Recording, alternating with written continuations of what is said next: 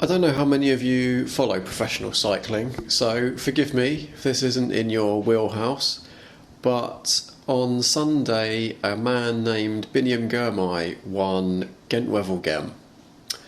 To understand why this is important, let's rewind.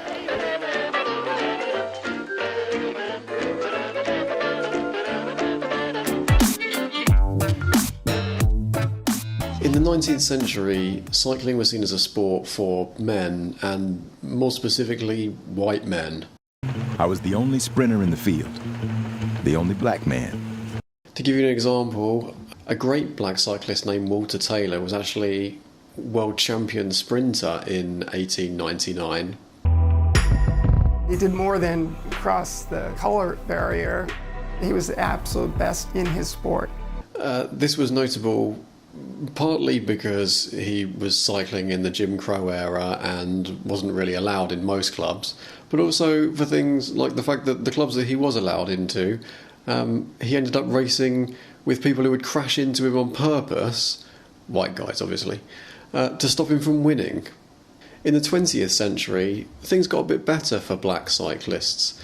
They weren't always verbally or physically threatened because they wanted to be cyclists.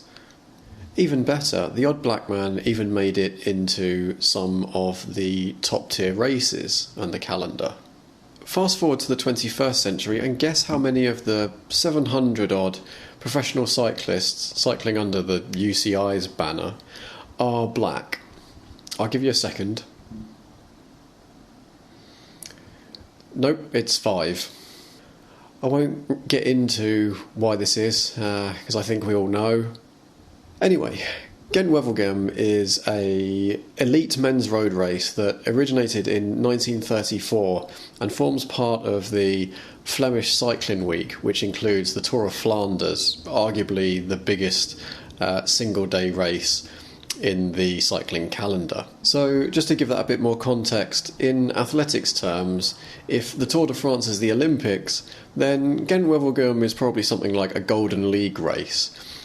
Most of the best athletes turn up, they're all on form, and they all want to win. It's big. Biniam Girmay is a 21-year-old Eritrean who rides for the Intermarché Wanty Gobert cycling team. Now, they're a good team in the top tier of cycling, but not a team that regularly challenges in the best races. Girmay found himself in a 4-man breakaway that, with 1 kilometre left to go in the race, found itself about 10 seconds in front of the peloton. So, pretty close.